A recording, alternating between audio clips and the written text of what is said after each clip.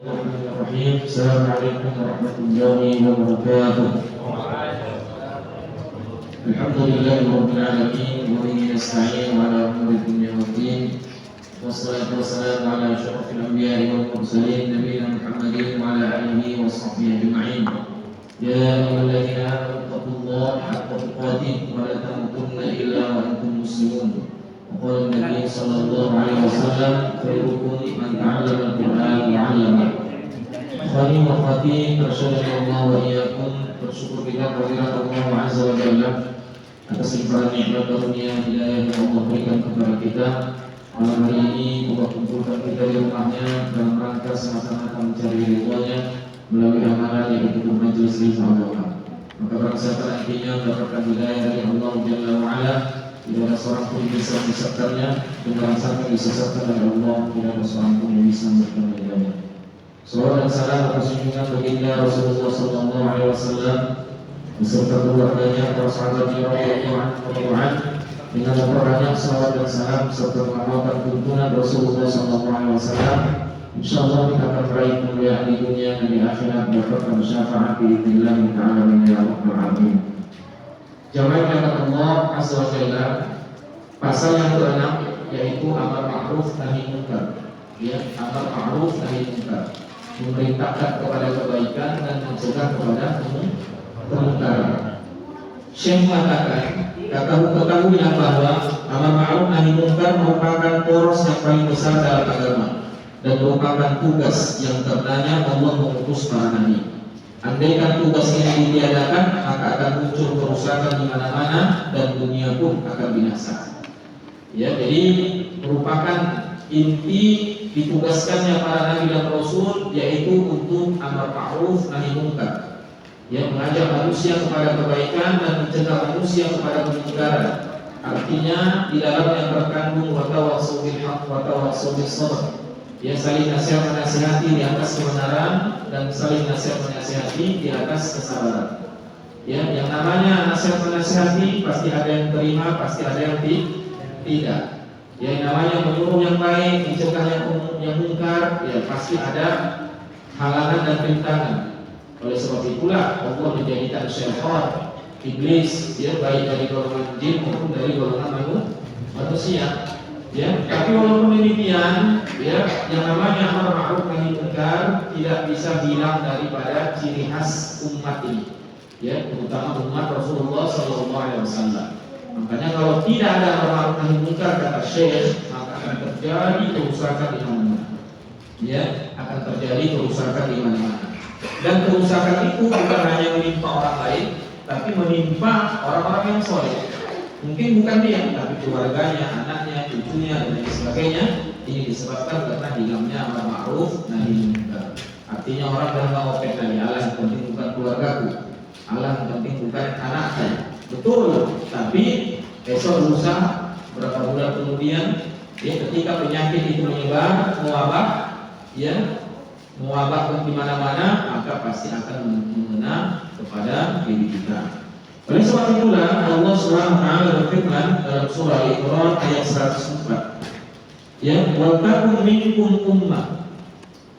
Ya, jadilah hendaklah ada di antara kalian seorang umat yang menyuruh kepada kebaikan, menyuruh kepada yang ma'ruf dan mencegah dari yang munkar. Mereka inilah orang-orang yang beruntung. Ya, mereka inilah orang-orang yang beruntung. Di dalam ayat ini terkandung penjelasan bahwa tugas itu menurut tugas amar ma'ruf nahi munkar hukumnya adalah fardu kifayah dan bukan fardu ain. Makanya Allah berfirman tadi, wal takum minkum, hendaklah ada di antara kalian. Ya, beda kalau sholat. Kalau sholat itu dirikanlah sholat. Ya, artinya semua orang sholat karena hukumnya fardu ain. Tapi kalau amar ma'ruf nahi munkar hukumnya fardu kifayah. Dia sesuai dengan kapasitas dia masing-masing, sesuai dengan profesi dia masing-masing. Ya, jadi oleh Allah Azza wa Jalla. Allah Subhanahu wa taala berfirman, ya, hendaklah setiap orang di antara kalian yang menyuruh kepada yang ma'ruf. Artinya, jika sudah ada yang melaksanakannya, berarti yang lain terbebas dari tugas tersebut. namun ada keuntungan yang khusus dan kabar gembira bagi orang yang melaksanakannya. Di dalam Al-Quran terdapat banyak ayat tentang amar ma'ruf nahi munkar. Kemudian Syekh mengukir sebuah hadis, ya, hadis ini sangat penting sekali, diriwayatkan oleh Imam Bukhari, Ahmad, Tirmizi dan Al-Baihaqi dari sahabat Nu'man bin Bashir radhiyallahu anhu, dia berkata, aku pernah mendengar Rasul sallallahu alaihi wasallam, ya, jadi langsung simai, ya, langsung dengan proses mendengar, langsung mendengar dari pembicaraan Rasul tanpa perantara. Ya, dari sisi riwayat ini adalah paling tinggi, ya, dari sisi sanad, karena langsung mendengar dari sumbernya. Apa kata Nabi sallallahu alaihi wasallam dalam sabdanya, "Matalul qa'im 'ala qurubillah wal waqi' fiha wal mudahil fiha matalul qaumin raqibu safinah fa asaba ba'duhum asfala wa a'raha wa sarra ila akhir hadis." Yang artinya, perumpamaan orang yang melaksanakan hukum-hukum Allah berada pada hukum-hukum itu dan hanya mencari muka karenanya. Artinya diam, ya. Dalam riwayat yang lain dia berdiam diri terhadap aturan-aturan Allah Subhanahu wa taala seperti segolongan orang yang naik perahu. Jadi digambarkan oleh Nabi seperti sekumpulan orang naik perahu. Sebagian di antara mereka ada yang menetap di bagian bawah. Ya, di bagian bawah, yang kasar dan yang paling jelek tempatnya. Yang paling jelek. Sebagian yang lain menetap di atas.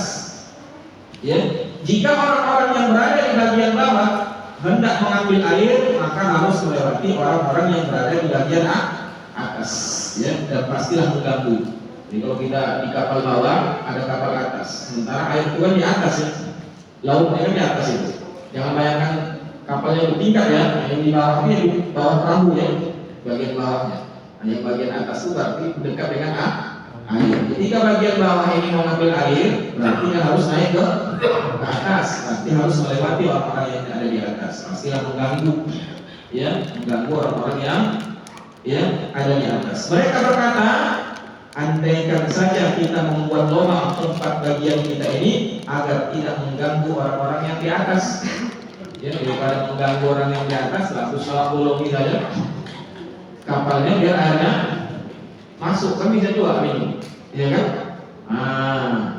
Maka jika urusan mereka ini dibiarkan, kalau ini dibiarkan, apa yang terjadi? Tentulah, ya, tentu mereka semua akan binasa.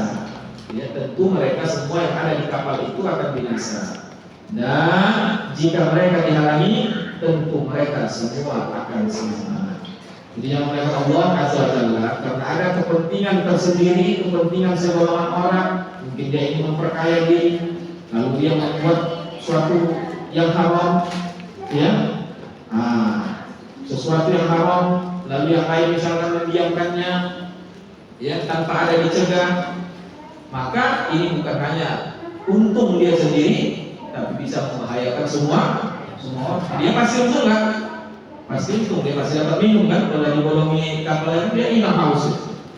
Tapi kalau air itu terus dibiarkan tanpa ada yang mencegah, maka kapal tadi akan tenggelam, semua akan binasa. Dan sudah pasti tenggelamnya perlahan-lahan, ya, dan perlahan-lahan, tapi pasti. Jadi kerusakannya nggak langsung sekaligus, ya. Nah, jadi pelan-pelan masuk airnya, sedikit, belum lagi lama-lama. Ini kiasan yang luar biasa, ya, dari Rasul Sallallahu Alaihi Wasallam.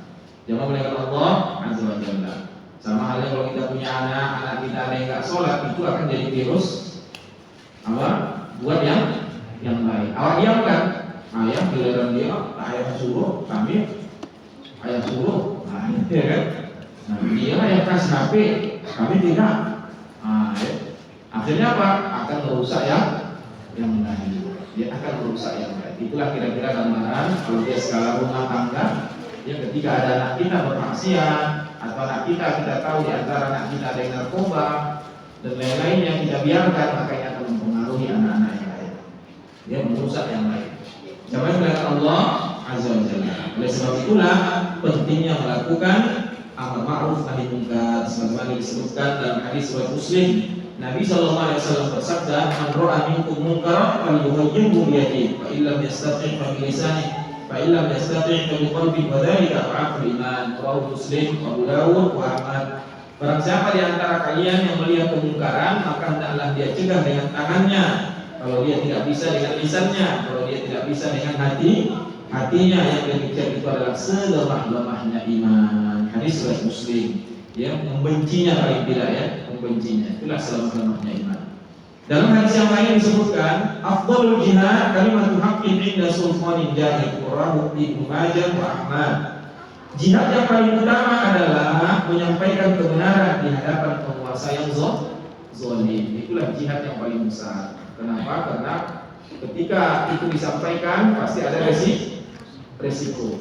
Tapi kalau tidak disampaikan, maka dia akan terus-menerus dalam kezalimannya. Maka yang rugi bukan hanya yang rusak, bukan hanya dia, tapi bisa merusak seluruh rakyat. Maka harus ada orang yang berani menyampaikan kebenaran. Ini salah, ini benar. Ya, ini harus seperti ini harus seperti itu. Dan yang menyampaikan ini pastilah mereka yang memiliki ilmu, sehingga mereka memiliki tata cara di dalam menyampaikan, adab-adab dan lain sebagainya. Jamaah yang dimuliakan Allah Azza wa Jalla, dan pasti ketika menyampaikan itu butuh dengan perjuangan, resiko, karena ketika salah menyampaikan, tersinggung sedikit, maka akan berakibat fatal, bisa jadi kehilangan nyawa, harta, keluarga dan lain sebagainya. Inilah makanya dimasukkan kategori jihad yang paling utama ketika menyampaikan kebenaran kepada pemimpin yang jahil, jahat, zalim, tidak peduli dengan aturan Allah Subhanahu wa taala. Suatu kali Abu Bakar As-Siddiq berdiri di hadapan manusia, lalu sahabat Abu Bakar memuji Allah, menyanjung Allah, lalu berkata, "Wahai manusia, sesungguhnya kalian sudah membaca ayat ini. Hai orang-orang yang beriman, jagalah diri kalian. Tiadalah orang yang sesat itu akan memberi mudarat kepada kalian apabila kalian telah mendapatkan petunjuk." Ya. Kita juga sudah mendengar Rasul sallallahu alaihi wasallam bersabda, "Innan nas idza ra'aw munkar falam yughayyiruhu aw shakka ayya'amahumullahu bi'adab." Rawahu Ahmad wa Abu Dawud. Sesungguhnya jika manusia melihat kemungkaran lalu tidak merubahnya, maka begitu cepat Allah akan menyebarkan azab kepada mereka. Hadis riwayat Ahmad. Begitu juga dalam hadis yang lain, lita'muranna bil ma'ruf wa la tanhauna 'anil munkar. Hendaklah kalian benar-benar menyuruh kepada yang ma'ruf dan benar-benar mencegah dari yang munkar. Atau benar-benar Allah akan menjadikan orang-orang yang jahat di antara kalian berkuasa atas orang-orang yang baik di antara kalian. Lalu kalau itu sudah terjadi, doa mereka pun tidak akan dikabulkan. Jadi yang oleh Allah Azza wa Jalla dari hadis ini yang dikutip oleh Syekh menunjukkan betapa urgennya, betapa pentingnya amar ma'ruf nahi munkar, betapa pentingnya. Di antaranya doa bisa ditolak, kalau tidak ada amar ma'ruf nahi munkar. Kemudian dari keutamaannya, termasuk jihad yang paling utama, dan lain-lainnya. Sekarang kita karena amar ma'ruf nahi munkar merupakan ibadah, maka yang namanya ibadah memenuhi rukun dan syarat. Tidak serta-merta nampak kita kemungkaran langsung, maka ada ilmunya, jadi ada rukun, syarat, dan adab-adab di dalam amar ma'ruf nahi munkar. Artinya jangan sampai ketika mencegah kemungkaran malah menimbulkan kemungkaran yang lebih besar. Ini fatal Dia ingin mencegah kemungkaran, tapi dia tidak menggunakan adab. Akhirnya apa yang terjadi? Kemungkaran yang lebih besar yang akan terjadi. Jadi bisa jadi niat pertamanya ingin menegur, tapi dengan cara yang salah, tidak berdasarkan ilmu. Misalkan mungkin ada orang nongkrong di jalan, yang dia mungkin pacaran atau apa, lalu kita ingin tegur, tapi tegur yang mungkin dengan sesuatu yang tidak melihat kondisi dan dengan kata-kata yang kasar misalnya.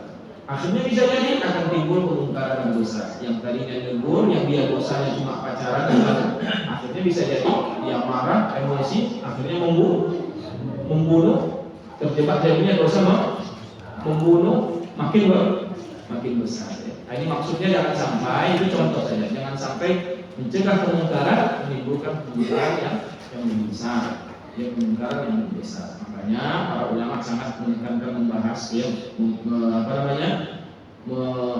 membuat rambu-rambunya, ya, membuat rambu-rambunya. Ketahuilah bahwa rukun-rukun amar ma'ruf nahi munkar ada 4. Pertama, orang yang mencegah kemungkaran haruslah orang muslim yang mukallaf dan benar-benar sanggup melakukannya. Ya, jadi dia orang muslim yang mukallaf.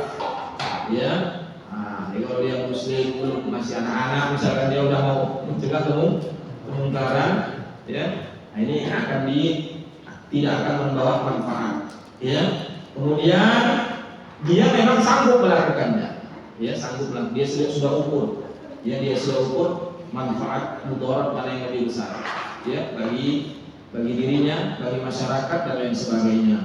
Ini juga merupakan syarat keharusan mencegah kemungkaran. Anak yang mendekati masa remaja juga berperan mencegah kemungkaran dan dia mendapat pahala karenanya. Ya, mendapat pahala karenanya. Tetapi hal itu tidak wajib. Sebagian orang juga mempertimbangkan kelurusan orang yang mencegah kemungkaran. Jadi orang yang mencegah itu memang dia lurus, ya, ada kelurusan. Maka orang yang fasik tidak berkompeten melakukannya. Ya. Jadi dia saja pun sering mabuk, mencegah orang mabuk. Ya. Kebetulan pula sebulan ini nggak mabuk, dia nggak ada duit kan? Orang mabuk, ayo kita cegah. Tidak dapat dia, udah Pak Musa yang lagi Pak ini, akhirnya dia balik lagi mabuk. Ini bukan mencegah kemungkaran, ini untuk maslahat dirinya sendiri. Nah, jadi jangan sampai orang fasik, ya, yang mencegah kemungkaran. Yang melihat Allah Azza wa Jalla, mereka berdalil dengan firman Allah, "Atamuruna an-nasa bil-birri wa tansawna anfusakum." Masa kalian menyuruh orang berbuat baik sementara kalian pun lupa terhadap diri kalian sendiri. Ya. Kalian suruh orang berbuat baik sementara kalian, ya, pelakunya sendiri. Pelakunya sendiri, ya kan? Nah, jangan mengatakan Allah Azza wa Jalla. Jadi karena pula kawan tak setor-setor lah kita pasti, ya kan? Udah setor balik lagi nggak dibahas. Ya. Nah, ini kan fasik namanya, ya, fasik. Jadi bukan atas nama agama, tapi atas nama kepentingan kelompok atau golongan tertentu. Jadi jangan mengatakan Allah Azza wa Jalla. Kalau ini seperti ini akan timbul kerusakan. Karena bisa jadi pihak korban akan meningkatkan kemampuannya lebih hebat lagi daripada yang mencegah tadi kan. Akhirnya apa? Terjadi bentrokan. Ya, gara-gara berebutkan lahan ini lahan itu, akhirnya perang. Kan mudaratnya lebih besar. Ya, makanya bahaya kalau orang fasik yang turun tangan di dalam melakukan amar ma'ruf nahi munkar. Jangan mengatakan Allah Azza wa Jalla. Tetapi ayat ini, kata Syekh, tidak akurat jika dijadikan hujah untuk pendapat tersebut. Sebagian orang lain mensyaratkan pencegah kemungkaran mendapat izin dari imam atau pemimpin. Kenapa diberikan syarat oleh para ulama supaya mendapatkan izin dari pemimpin? Untuk menghindari kerugian yang lebih besar. Ya, artinya dia sudah punya power, ya, sudah punya izin. Ya, apalagi misalkan di kampungnya ada mungkin pemimpin kampungnya itu orang alim, ya, dibuatnya saja surat tutup orang datang, ya, ini Pak, tutup itu tutup karena dapat izin kan. Nah, kan banyak ya contoh-contoh di luar Sumatera ketika pemimpinnya mungkin orang lain, tinggal yang tak bisa ditutup jadi itu, iya kan? Nah, ini penting ini ya. Untuk apa? Untuk mendapatkan izin, ya, izin dari imam atau pemimpin. Itu ada yang mensyaratkan seperti itu, ya. Mereka tidak memperkenalkan bagi siapapun dari kalangan awam untuk melakukannya, ya. Jadi tidak karena nanti akan timbul chaos di masyarakat. Kalau orang awam masing-masing melakukan amar ma'ruf nahi munkar, ya. Nah, maksudnya akan timbul chaos di masyarakat. Apalagi yang mencegah itu orangnya lemah, ya. Dia lemah, satu yang kedua tidak punya pengaruh, ya tidak punya pengaruh dan lain-lainnya. Tentu saja, ya kata Syekh, tadi kan ada ulama yang mensyaratkan. Kata Syekh lagi, tentu saja ini pendapat yang tidak bisa dibenarkan. Sebab berbagai ayat dan riwayat menunjukkan sifatnya umum, ya, sifat umum. Menunjukkan bahwa siapapun yang melihat kemungkaran lalu dia diam saja, maka dia telah durhaka. Pengkhususan dengan izin imam hanya sekedar bentuk pengurusan. Ya, jadi jemaah oleh Allah Azza wa Jalla, para ulama terjadi khilaf pada syarat pertama ini, ya untuk untuk mencegah jangan sampai mudarat yang lebih besar muncul, ya muncul. Nah, Syekh yang membolehkan ini juga bukan berarti menentang yang pertama tadi, tidak, ya, karena kembali kepada ayat-ayat yang bersifat umum. Siapapun yang melihat kemungkaran harus dia cegah, itu pada prinsipnya. Nah, mencegahnya tadi dengan berapa cara tadi? 3. Bisa dengan tangan, bisa dengan lisan, bisa dengan hati. Tinggal kita tengok diri kita. Kita kan mau ikut mencegah kemungkaran. Sekarang kita tarik pada diri kita. Mampukah kita dengan kekuatan? Kalau kita mampu dengan kekuatan, nggak boleh dengan hati. Karena kita mampu dengan kekuatan. Ya, artinya sekali hempas saja sudah selesai kan? Masalahnya kita nggak punya kemampuan misalnya. Nah, maka bil lisan, kita pandai bercakap, ya lobi segala macam, ya kan? Pandai bercakap pula. Rasa-rasa kalau kita sampaikan ini diterimanya, apalagi bercakap itu tokoh masyarakat, seorang tokoh yang tidak pernah melokok, yang patut dicontohkan gitu kan? Ya. Kadang-kadang ada juga tokoh pandai bercakap, disiram sedikit udah selesai ya. Jadi dia memang tokoh yang kalau dia berkarisma, ketika dia nyampaikan orang, ya maksudnya apa? Besok pindah pakai lisan, nggak boleh pakai hati. Ya, masalahnya awak tak punya kekuasaan, tak punya kemampuan di lisan bercakap. Mau awak pilih yang dua ini, kira-kira manfaatnya lebih besar atau ya, yang artinya tutup ini orang bilang kau siapa? Ya kan gitu ya. Karena awak tak punya kemampuan, tak punya pengaruh. Maka paling tidak secara umum tadi apa dengan hati benci kan awak di situ. Ya, kalau rasa awak bisa cegah pindah awak dari kampung tuh, ya. Misal kita dikelilingi sebelah depan rumah awak, ya, 10 rumah ke depan, buku bisa bersama, ya. Sebelah kanan banyak narkoba, sebelah kiri bukan miliwan, sebelah belakang, ya, tempat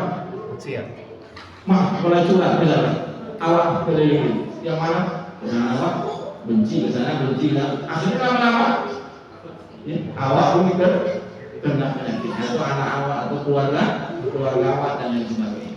Ya.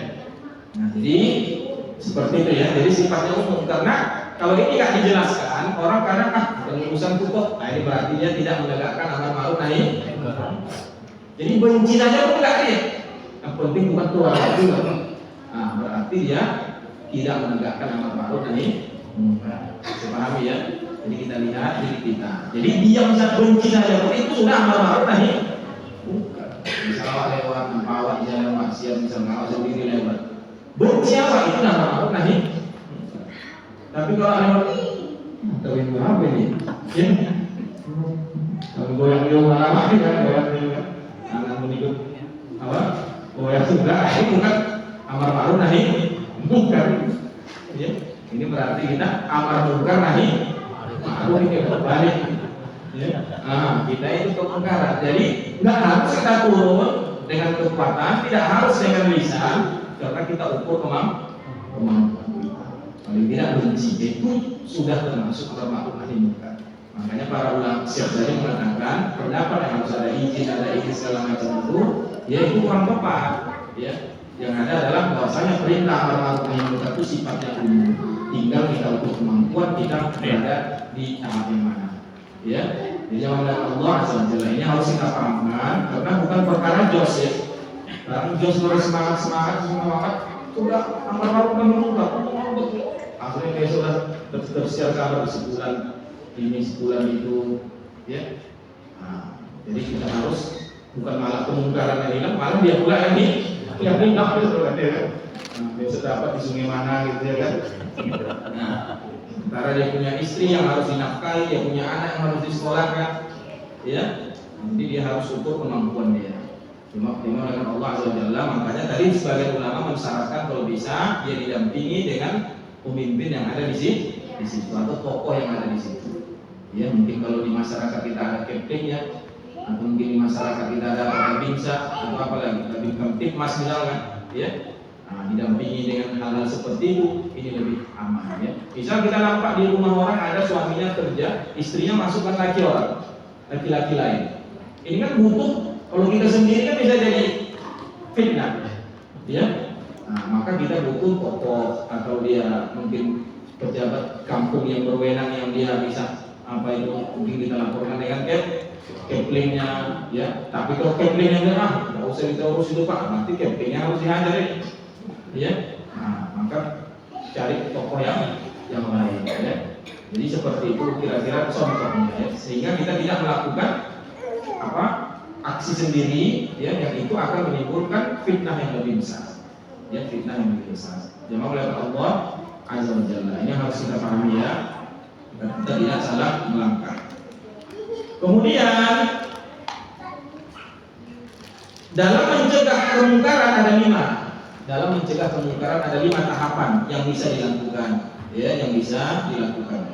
Pertama dengan pengenalan, ya, penjelasan. Dengan penjelasan. Yang kedua nasihat lewat kata-kata yang halus. Sampai seperti itu, ya, para ulama menyebutkan, ya, dengan kata-kata yang halus. Karena kata-kata yang kasar itu, ya, benar yang disampaikan tapi dengan kasar, ya, orang baik pun bisa jadi kasar. Misalnya orang baik, kita mau nasihati orang baik, tapi dengan kata-kata yang kasar, maka yang baik tadi bisa jadi kasar. Ya, makanya kenapa Allah menyuruh Nabi Musa alaihissalam untuk mendakwahi Fir'aun dengan qaulan layyina, dengan tutur kata yang lembut. Mudah-mudahan, ya, dengan tutur kata yang disampaikan dengan lembut, ya, dia terbuka hatinya, kan seperti itu. Oleh Allah Azza wa Jalla. Jadi sezolimnya Fir'aun saja masih diperintahkan Allah dengan tutur kata yang baik. Ya, maka ini tahapan, ya. Bukan berarti Nabi Musa datang menjilat, ya, untuk kata yang baik Nabi Musa menjilat, enggak. Nabi Musa tetap menyampaikan bahwasanya Allah yang Maha Esa, Fir'aun salah, gitu. Ya, tetap yang salah disampaikan, tapi dengan ditumpuk bahasa yang lembut, argumen yang kuat, ya. Nah, dalil-dalil yang kuat. Jadi dengan pengenalan, yang kedua nasihat lewat kata-kata yang halus. Yang ketiga, kalau sudah tidak bisa seperti itu, celaan dan teguran yang keras. Celaan ini bukan berarti celaan dengan kata-kata yang keji, ya, bukan dengan kata-kata yang keji, tetapi kita bisa berkata kepadanya, wahai orang bodoh. Ini juga celaan itu, ya, wahai orang bodoh, apakah engkau tidak takut kepada Allah? Nah, itu juga sudah kata-kata celaan, ya. Jadi tidak sampai bertutur kata yang keji, menyebutkan apa yang ada di kebun binatang atau menyebutkan apa yang ada dalam baju misalkan. Nah, ini, ya, udah bukan dia lagi buat mungkar, awak pula yang buat mungkar itu, ya. Awak pula yang buat mungkar ini. Yang keempat, mencegah secara paksa. Jadi tetap awalnya dengan lisan, ya, halus tak bisa, keras tak dengan tegas tak bisa, maka yang keempat secara paksa, ya. Di sini dicontohkan oleh Syekh seperti merusak tempat dan alat-alat serta memusnahkan khamar. Ini yang keempat. Yang kelima, menakut-nakuti dan mengancam dengan menggunakan pukulan atau langsung memukulnya ke fisiknya, ya, bukan ke barangnya lagi, hingga dia menghentikan kemungkarannya. Tapi di sini jelaskan oleh Syekh. Syekh mengatakan yang terakhir ini perlu mendapat dukungan pemimpin. Perlu mendapatkan dukungan pemimpin.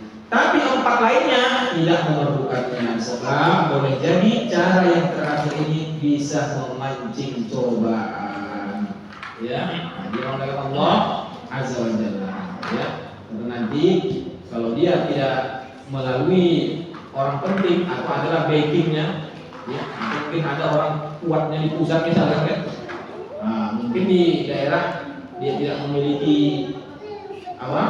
pemimpin kenalan, tapi di pusat misalkan dia kenal, ya. Misalnya dia kenal dengan Mayor Teddy, misalkan dia kan, wah, dia sampai berani ya kan, atau dengan Panglima misalkan dia kenal, ya. Dan mungkin sudah komunikasi dan lain sebagainya. Dan lain ini maknanya adalah tujuannya untuk menghindari mudarat yang lebih besar, ya. Sehingga jangan sampai seseorang ingin mencegah kemungkaran diupload ke media, malah dia pula dianggap mungkar. Akhirnya apa? Islam menjelek misalkan dan lain sebagainya. Ini sesuatu yang harus kita perhatikan, ya. Jamaah belakang Allah Azza wa Jalla. Ya, kemudian jika ada yang bertanya, apakah pengaturan seperti itu juga berlaku untuk anak terhadap ayah? Untuk anak terhadap ayah, hamba sahaya terhadap tuannya, atau istri terhadap suaminya, atau rakyat terhadap pemimpinnya? Dapat kami jawab sebagai berikut, kata Syekh. Pada dasarnya kekuasaan itu ada di tangan setiap orang. Toh sudah ada 5 tahapan. Ya, 5 tahapan yang bisa dipilih dalam pengaturan ini. Ada bisa melakukannya lewat tahapan apa? Pengenalan dan kata-kata yang halus. Nah, ini kalau bawahan ada kata atasan, ya. Nah, jadi yang 5 tahapan tadi juga dirinci, ya. Kalau anak dia menasihati ayahnya, nggak mungkin dengan tangan, ya kan? Nggak mungkin dengan tangan.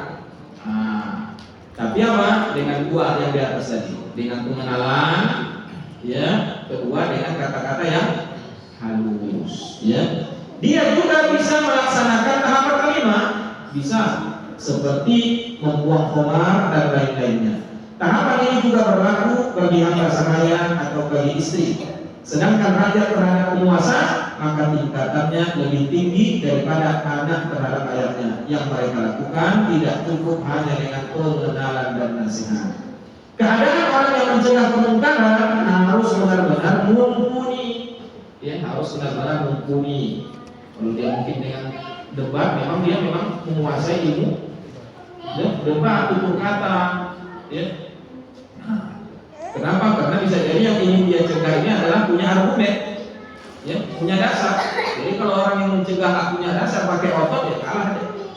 Ya, maka dia harus orang yang mumpuni, artinya memang itu di bidangnya.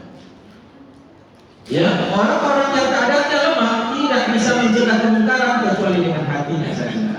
Kata Syekh, ya, kalau dia dengan hati tadi seperti membenci, ya, itu sudah dianggap ma'ruf nahi munkar.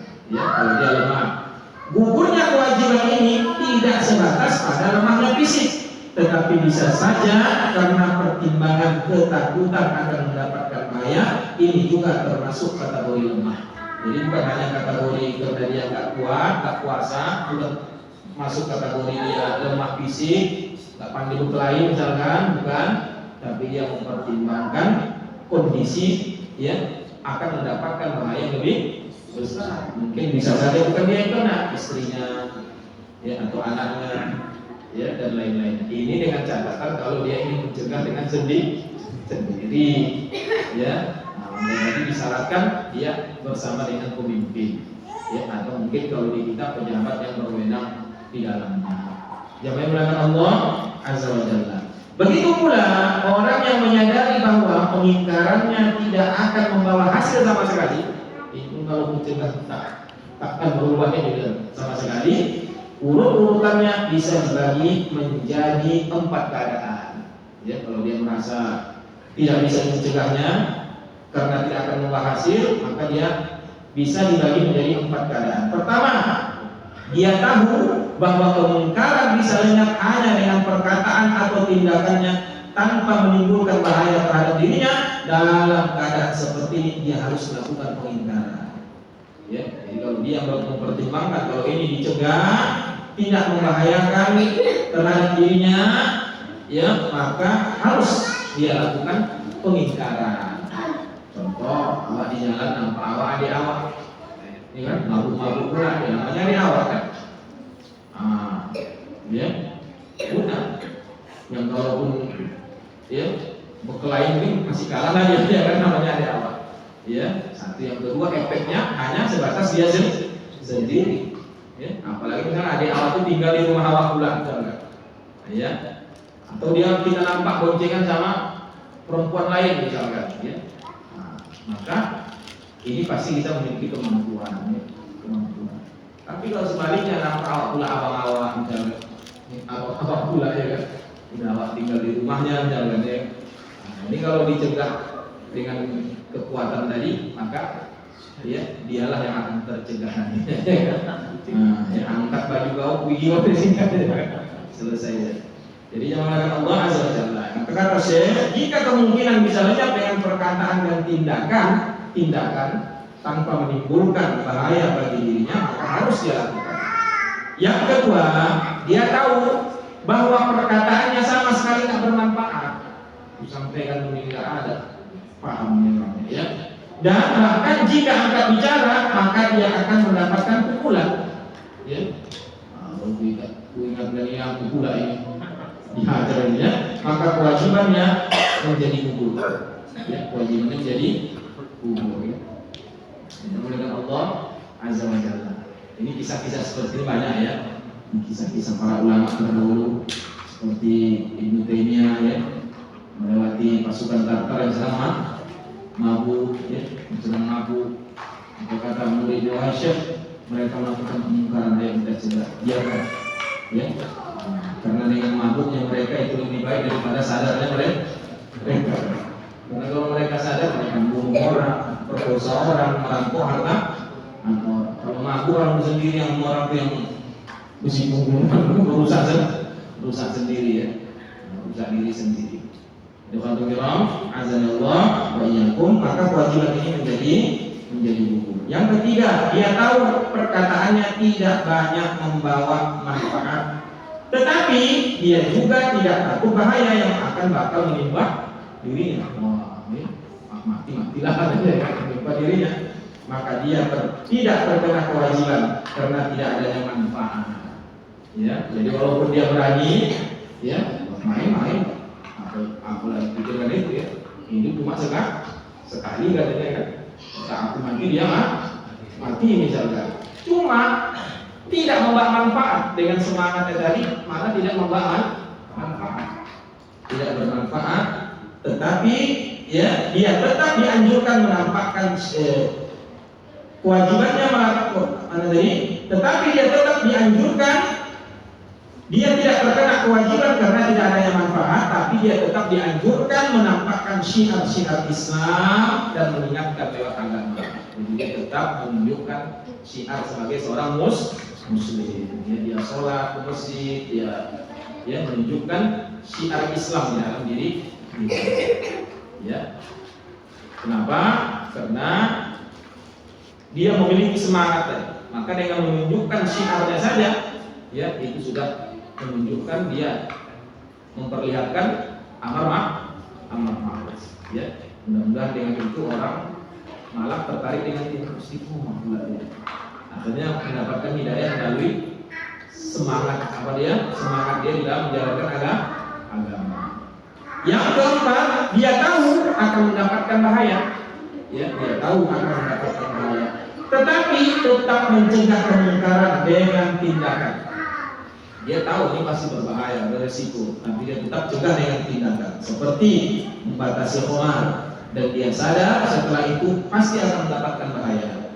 Sebenarnya kewajibannya sudah gugur, ya, kewajibannya menjadi gugur. Tetapi anjuran tetap berlaku terhadap dirinya, seperti sabda Nabi SAW, jihad yang paling utama adalah berkata yang hak di hadapan penguasa yang zalim. Ya, jadi itu dasar Syekh mengatakan, ya, walaupun dia merasa tetap dapatkan bahaya, tapi dia tempuh misalnya seperti itu, maka ini sama seperti orang yang menasihati penguasa yang zalim. Ya, pasti akan mendapatkan resiko. Walaupun pada dasarnya kewajibannya tadi sudah gugur, kewajibannya sudah gugur karena dia tidak memiliki kemampuan. Tidak ada perbedaan pendapat bahwa satu muslim boleh menyerang sebarisan orang-orang kafir dan bertempur melawan mereka sekalipun dia tahu bahwa dia akan terbunuh. Tapi jika dia tahu sama sekali tidak bisa membunuh orang kafir, maka dia tak ubahnya orang buta yang bergabung dalam barisan perang. Hal ini dilarang. Ya, hal ini dilarang. Jadi jangan melihat Allah Azza wa Jalla. Ya, jadi tidak, para ulama sepakat tadi ya, bahwasanya tidak ada perbedaan. Boleh bagi seseorang ketika dalam kondisi perang, ya, dalam kondisi perang lalu dia menyerang, dia sanggup menyerang, memporak-porandakan barisan musuh tadi, maka dia boleh ya melakukan dengan sendirinya. Tapi kalau dia pula tidak membawa manfaat dalam peperangan tadi, maka ini sebaiknya tidak dia lakukan. Tapi ini sekali lagi dalam kondisi perang, ya, dalam kondisi perang. Seperti kisah sahabat-sahabat itu, Barok bin Azib ya, ketika pintu gerbang ditutup, maka dia minta kepada sahabat yang lain agar melemparkannya masuk ke dalam, dia membuka tembok tadi ya. Dan dia mampu ya melawannya. Akhirnya terbukalah tembok tadi dan dia bisa membunuh orang-orang kafir yang ada di situ, dan dia membuka benteng tadi sehingga kaum muslimin pun menang.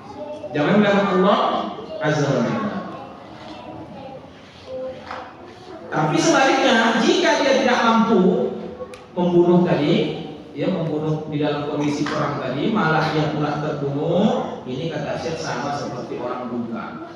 Ya, orang buta yang masuk ke dalam barisan perang. Hal ini dilarang. Ya, hal ini dilarang. Begitu pula jika dia melihat seorang fasik sedang minum khamar, sementara di dekatnya ada tombak dan pedang, dia sadar sepenuhnya bahwa jika dia melarang orang fasik itu minum khamar, tentu dia akan mengamuk dan membacoknya.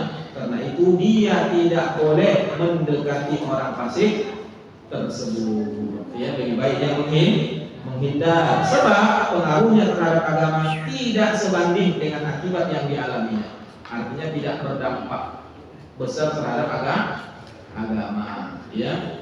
Malah akan memiliki dampak yang tidak baik bagi dirinya. Jamaah oleh Allah Azza wa Jalla diperintahkan melakukan pengingkaran selagi ada kemampuan mengenyahkan kemungkaran, itu maksudnya ya. Jadi diperintahkan melakukan pengingkaran selagi memang ada kemampuan untuk menghilangkan kemungkaran dan tindakannya membawa manfaat, seperti orang yang secara sendirian menyerbu barisan orang-orang kafir dan lain-lainnya, yang akhirnya membuat pasukan kafir tadi pecah kacir ya. Pecah kacir. Jadi harus membawa manfaat. Jika orang yang mengingkari kemungkaran tahu bahwa dia sendiri akan mendapat bahaya, wah ini bahaya bagi dia sendiri. Bahkan bukan hanya dia saja, tapi teman-teman yang juga akan mendapatkan bahaya, karena tindakannya mengingkari kemungkaran itu justru menimbulkan kemungkaran yang lain, malah akan timbul kemungkaran yang lain. Hal ini sama sekali tidak bisa disebut memiliki kesanggupan. Ya, makanya kita menggunakan sanggup. Ya, yang kami maksud dengan tangguh di sini tak lebih hanya sekedar dugaan yang kuat. Ya, jadi dia harus memiliki praduga yang kuat. Siapa yang yakin dengan dugaannya bahwa dia akan mendapatkan bahaya, maka dia tidak wajib melakukan pengingkaran. Kenapa? Karena keyakinan itu, ya, keyakinan yang kuat ya di hati dia. Namun jika dia yakin dengan dugaan yang kuat bahwa dia tidak akan mendapat bahaya, maka dia wajib melakukannya. Hal ini tidak berlaku bagi orang yang penakut atau pemberani yang ceroboh.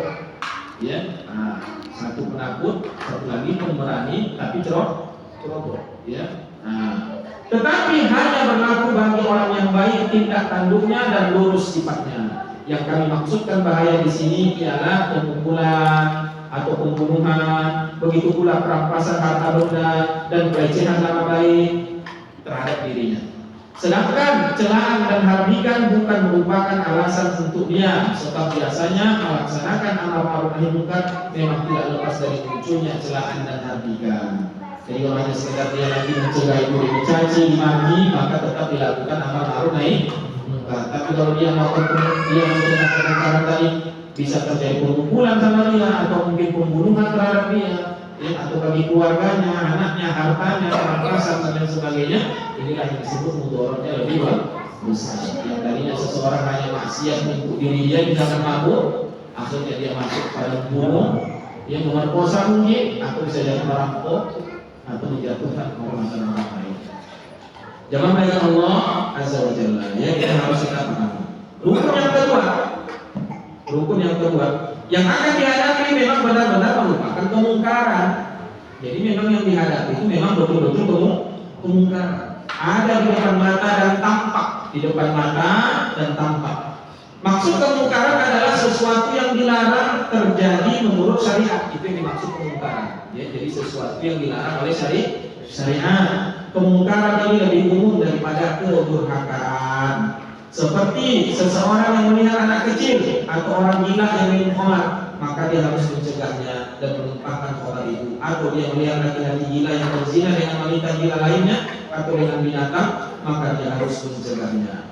Maksud ada di depan mata sebagai tindakan jaga-jaga terhadap orang-orang yang minum khamar secara sendirian, maka yang demikian ini tidak termasuk dalam perhitungan. Atau jika ada tanda-tanda khusus bahwa seseorang akan minum khamar, tidak ada cara yang bisa dilakukan terhadap orang semacam ini kecuali dengan diberikan nasihat, ya maka dinasihati. Maksud tampak ialah sebagai jaga-jaga terhadap orang yang hendak melakukan kedurhakaan secara sembunyi-sembunyi di dalam rumahnya dan dia menutup pintunya, maka dia tidak boleh dimata-matai kecuali perbuatannya itu bisa dikenali orang yang berada di luar rumahnya. Begitu pula seperti suara orang-orang main judi yang bisa didengar dari luar rumah. Jadi sesuatu kemungkaran yang tidak nampak di depan mata di dalam rumah misalnya, ya kita nggak boleh mengintip-intip atau mencari tahu, itu tidak boleh, ya. Nah, itu sama dengan kita menjadi jasus, ya, mencari kesalahan. Jadi ini unik ya, pembahasannya sangat penting, ya. Kenapa? Karena terkadang kita mau terjebak di dalam perasaan kita sudah amar ma'ruf nahi munkar, ternyata kita sudah membuat kemungkaran yang lebih besar. Ini pentingnya ilmu dalam bab ini supaya kita tidak hanya sekedar semangat, ya, tapi juga harus mempertimbangkan masalah dan mudarat, ya, terhadap agama. Jadi jangan sampai kehadiran kita malah membuat ajaran Islam tercoreng. Ya, mungkin ibadah Islam, mungkin tidak seperti itu. Ya, wallahu a'lam bishawab. Bermanfaat. Assalamualaikum warahmatullahi wabarakatuh.